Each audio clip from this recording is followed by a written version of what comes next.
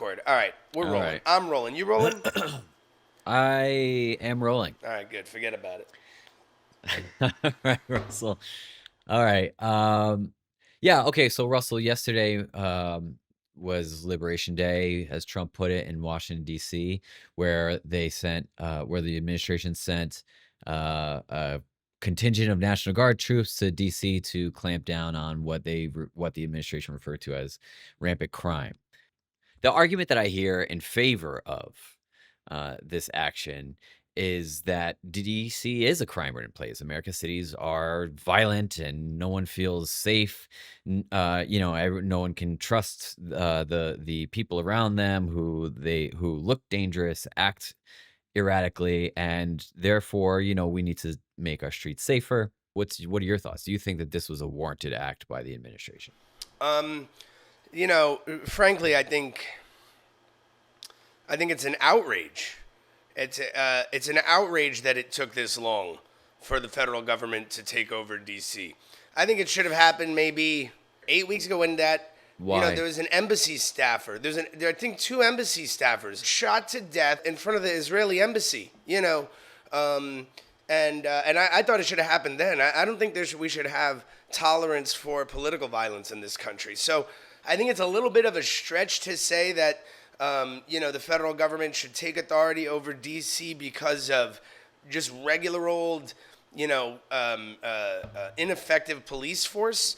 So the administration needed a better pretense, is what you're saying. I'm saying they should have done it sooner, and that particular event does showcase why it is so important that D.C. is a safe place for people to conduct political operations. This is the political center of our country. It should be one of the most secure cities, if not the most secure major city in America.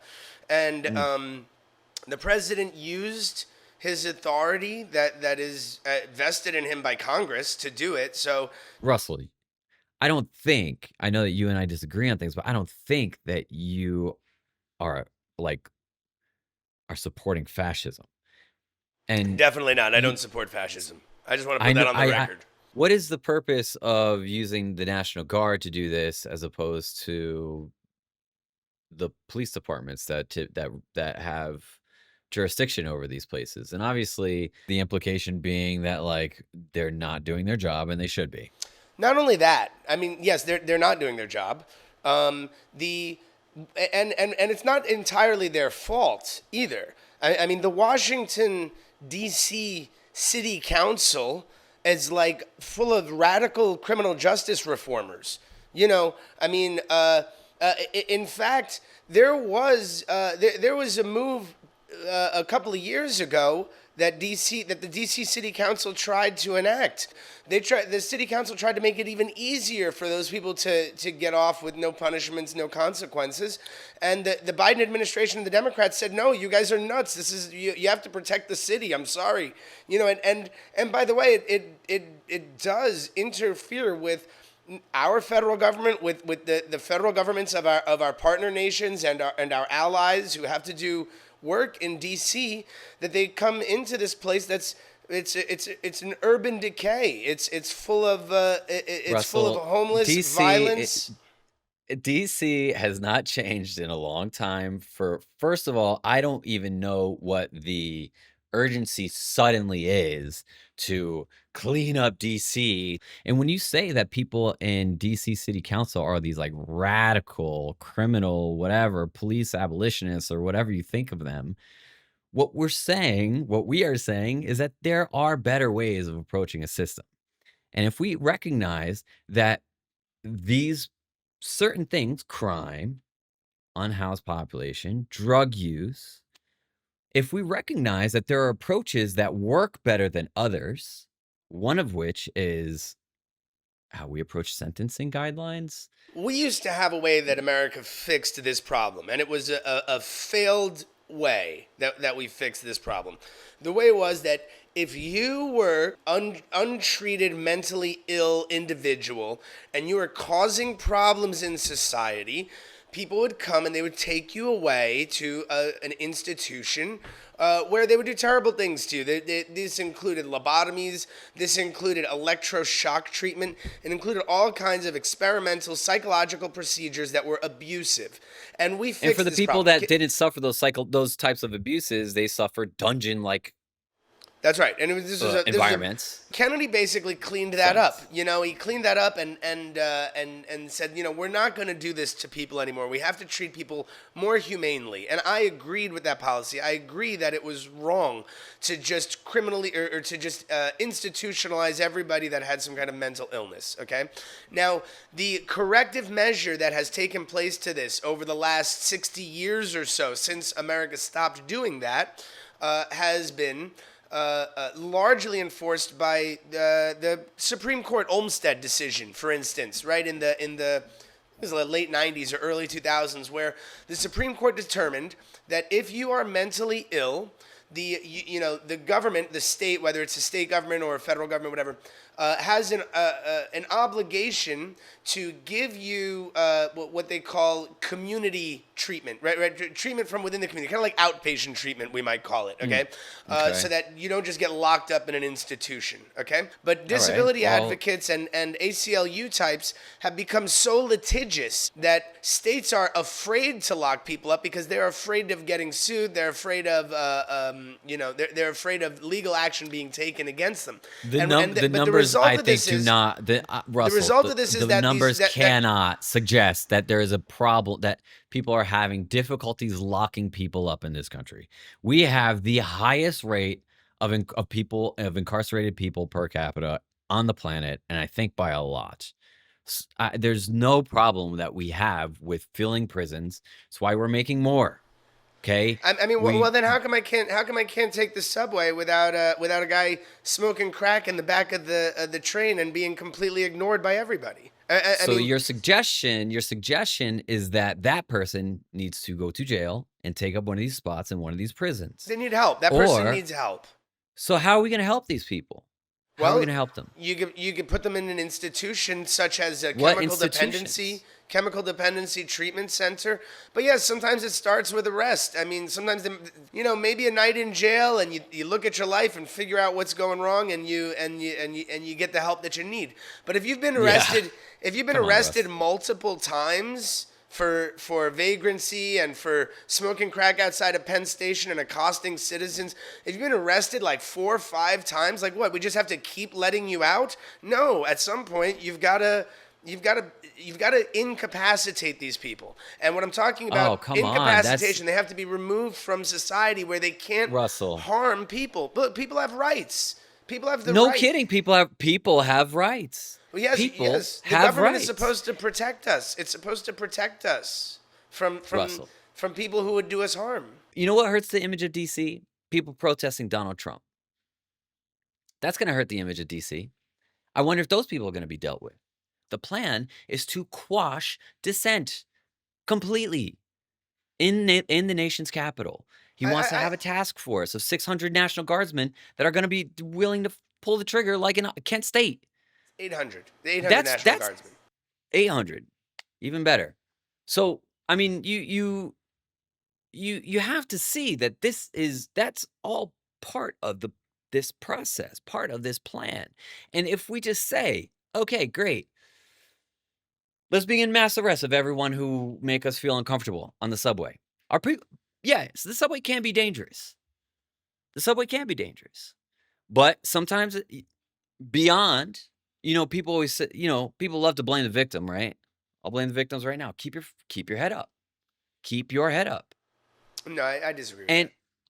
Fine. That's fine. I mean, no, you're right. Listen, that's you and I, first of all, being adult men, have a great privilege that we're less likely to be attacked, especially because we're pretty aware of our surroundings, we walk pretty well, process predators, people that wanna hurt others, they can spot a mark. They can spot if somebody's, oh, that's the right person that I want to target. Yeah. So visitors to New York City, visitors to D.C. who are coming from a nice part of the country where they're not put face to face with the criminally insane on a daily basis, they don't necessarily detect and recognize dangers the same way a New Yorker does, like us.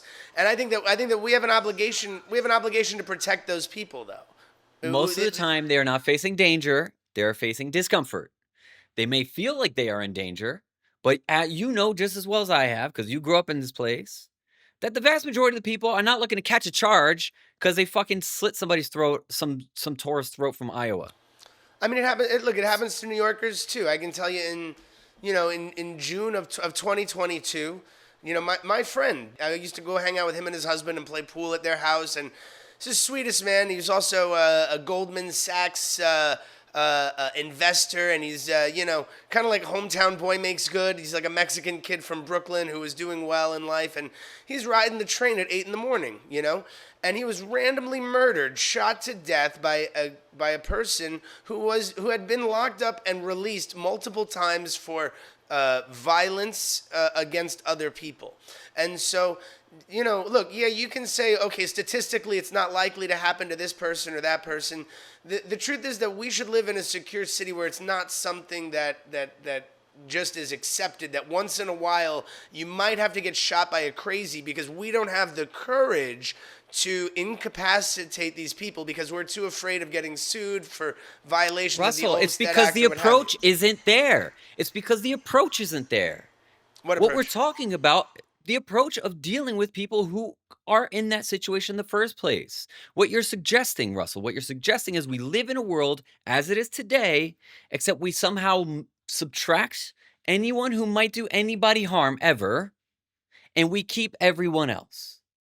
That's not the way that the world works, first of all. That's not the same as incapacitating people who have had multiple arrests for violent crimes. When we talk about incapacitating in your context, what you're saying is we live in this world, nothing changes except the bad people go away, the good people stay.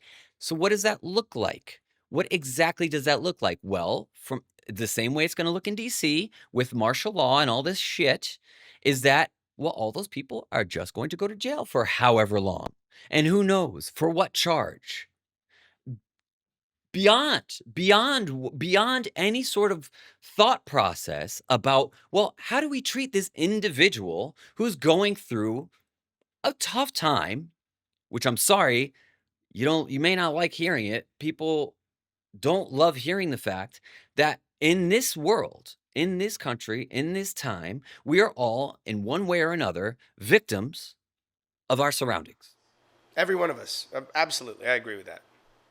Some of us more than others, because they were born not attractive, because they were born addicted to drugs, because they were born with an incurable disease, because they developed, because their parents were murdered, any number of things. So when we just say, okay, great, take those people, bang, get rid of them. Well, there's going to be more, because we're not trying to work on that. What we're trying to do is work on our image. And what is important is that we dehumanize as many people as we can in order to get there. Because it does, sorry to make this comparison so early, but the same way Jews had to be dehumanized in Germany in order to do what happened to them. And we are continuously dehumanizing illegals, sorry. We're saying now, let's incapacitate people. All of this is extraordinarily frightening to me. And not only that, first of all, how do you get to that society in which the bad people go away and the good people don't? How do you get there? And then how do you maintain that?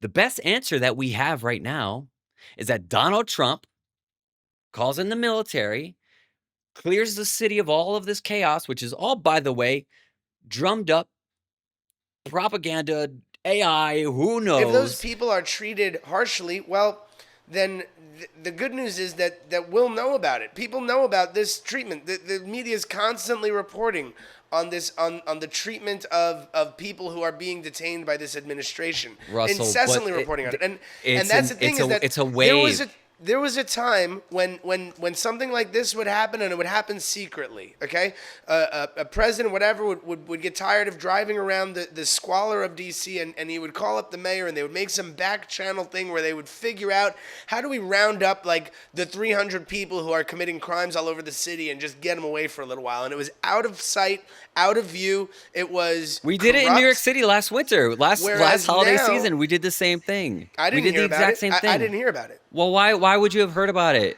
I 'Cause wouldn't it was because happening in secret. I wouldn't because the government is used to hiding this information from us. But why do you have to It's- hide that? Why do you have to hide that? Why You do you have, shouldn't. why would you You have, shouldn't. No, but, And- no. Why do you have to hide The corruption? reason why politicians would hide it is not because it was illegal. It's not because they didn't have the authority to do it. It's because they were afraid of the public blowback. They were afraid of how the public would perceive what they are doing. The difference with Trump is that he's just not afraid of how the public perceives him. And I find this to be a useful quality in a leader. I think it's good that he's doing all this crazy stuff right out in public view, rather than secretly sweeping it away where nobody can see. I mean, look, it's a good enough point, but you are also making the argument in favor of some of these crazy things that he's doing, like deploying the military to DC to take care of some fucking homeless people. It's like, come on, man. Dude, Well, it's you know, crazy. It's too far. maybe And by the way, extrapolate. Can you just do you believe in your heart of hearts that like that's all he wants to do? That's his end goal is just cleaning up the streets, fighting crime in DC with his military gesture. You what do you believe what, that this is as far as what do you think I his mean, you intention don't is? I think the intention is to normalize a military force i- on the streets of American cities using force against US citizens. That's what is happening literally, and it's what he's already said he's going to spread to other cities. Well, he can So only do it for you he can only do it for 30 days in DC. And yeah, and and my he could only get elected to 2 terms in office. yeah, that's true. But Yeah, well, But do the we thing think is that that look, my hope is look. I think it's shameful that the federal government is taking over the city. I think that the city's mayor should be apoplectic that the president has to take over her city because she's not effectively policing crime on the streets of D.C.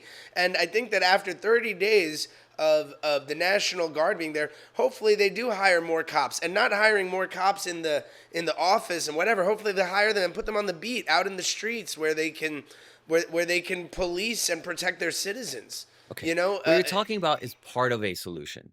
You're not talking about a real solution. What you're talking about is part of a solution that contributes to more of the problem, which is just policing. When you talked about earlier about, well, what do? Do you just, there's no place to put them. Maybe we just start with arrest.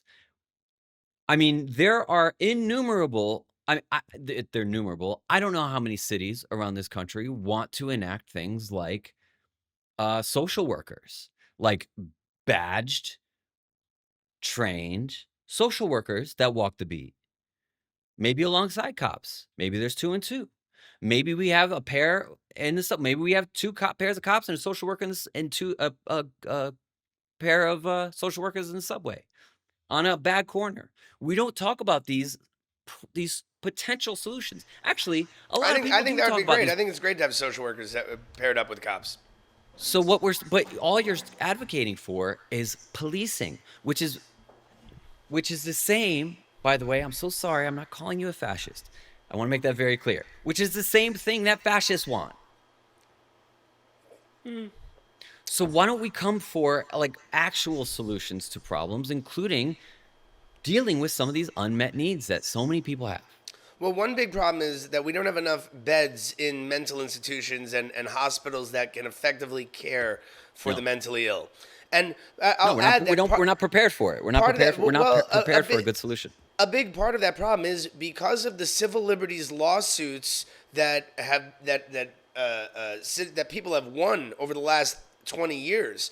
That we actually have less of a need for mental institutions or for hospitals that can appropriately care for the mentally ill, simply because we just don't do that anymore. We just leave them out on the street, which, by the way, I want to add, and I want to add this, that's also not humane. It is not humane to take somebody who is homeless and indigent and doing drugs out in the open. Okay, it's not humane to just leave that person. It's not humane for that person or for the citizens who they victimize.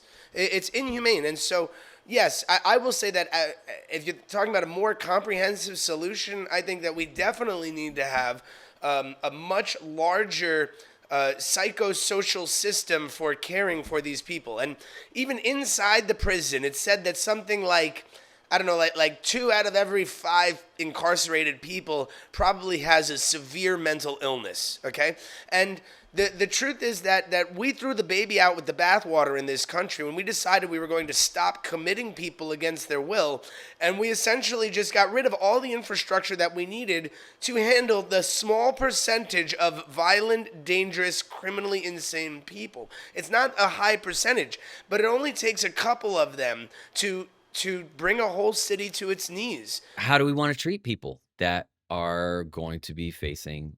I mean, we're building prisons by the buttload. We're building prisons left and right. And the thing is that they are terrible for people. They hold people for as long as they can. And then when they can't hold them anymore, they let them go. And they are terrible. They're terrible places. I would say And I think we need a much more humane criminal justice system. We need one that is more focused on rehabilitation than on retribution. I think that when you're in prison, the punishment should be the loss of freedom. It should not be that they are punished by being held in a facility where they're not protected against other inmates. It should not be that they're punished by living in some kind of squalor or third world conditions. We should have prisons that very effectively and very humanely care for people.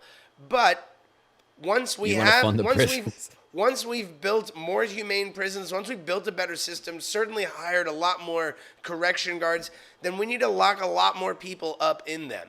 We need to definitely do, yeah, well, Yes. the catch and release system is not an appropriate way to handle violent crime.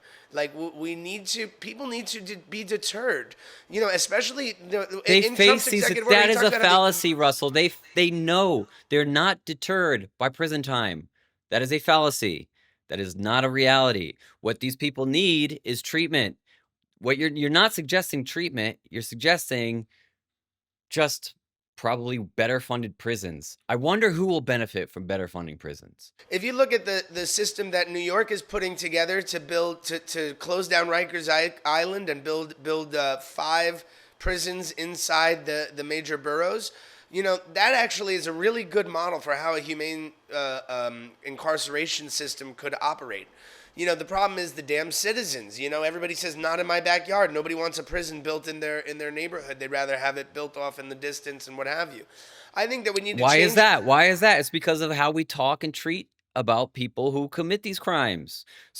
You said a large percentage of whom are mentally unwell, which doesn't mean that they didn't commit something heinous, but it does mean that they were influenced by something that was probably kind of pretty much out of their control. That's how mental illness works sometimes. And I'm not saying that that people shouldn't that justice shouldn't exist.